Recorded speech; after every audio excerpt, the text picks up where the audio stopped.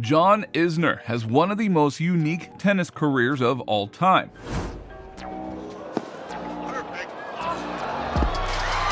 He's made it! Magnificent! The grandest prizes might have eluded the 6'10" Isner, but he has set records and achieved several historic feats which won't be topped for decades. Let's start off by seeing how he developed his love for tennis. Number 7. Childhood years. John Isner was born in Greensboro, North Carolina to Robert and Karen Isner. He grew up alongside his two older brothers, Jordan and Nathan. His parents played an important role in shaping his athletic career. They have instilled discipline and a strong work ethic into the 6'10" giant. You don't often see tennis pros his size. Most athletic big men tend to favor other sports like basketball. In fact, Isner has said that if he didn't go pro at tennis, he would have given his all to basketball. Isner's dad, Bob Isner, is an engineer by trade and was even in the United States House of Representatives in 2016 to represent North Carolina's 13th Congressional District. However, he did come up short. While his mom is a warrior in her own right, Karen Isner was diagnosed with colon cancer in 2004. She not only beat cancer once, but on 2 separate occasions.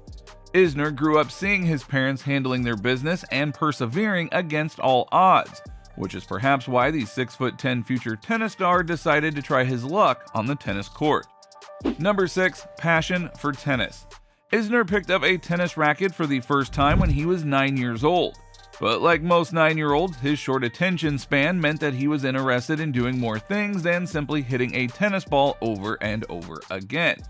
However, it did not take long for Isner to realize that he was actually good at this tennis thing, and when he was 11 years old, he decided to dial in his focus and take the sport seriously.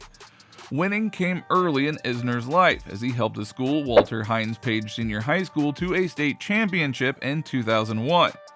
During that time, he also played in 10 different junior tournaments, including the likes of the 2002 US Open and the Orange Bowl. He made it to the finals of one of those tournaments, but came in second place. Isner was heavily recruited coming out of high school, and he decided to go with the Georgia Bulldogs to further his tennis career.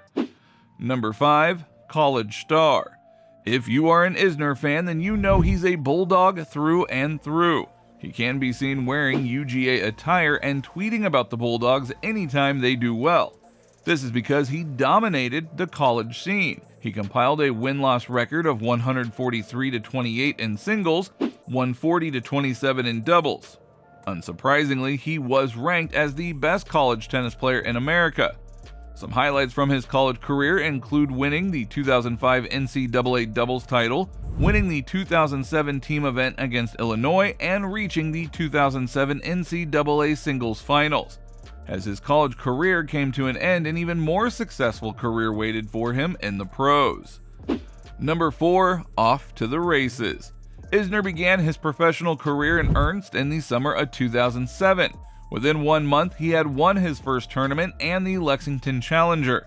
And just 6 weeks into his professional career, Isner had moved from being ranked 839 to 193. Isner broke into the top 100 later that year with a quarterfinal appearance at an ATP event in San Jose. So it is safe to say his pro career started off with a bang.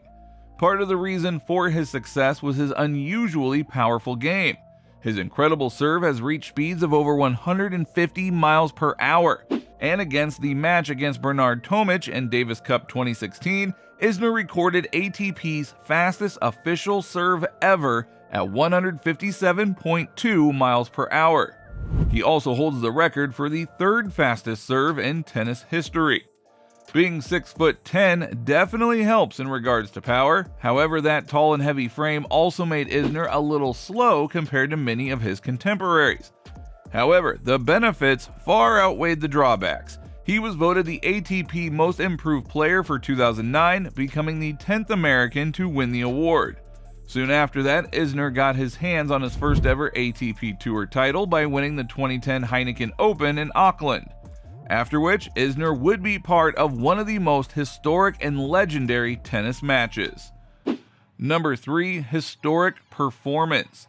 At the 2010 Wimbledon, Isner matched up against Nicolas Mahut in the very first round. The two players and all of those in attendance had no clue that they would witness such a historic feat. This match would go down as the longest tennis match in history.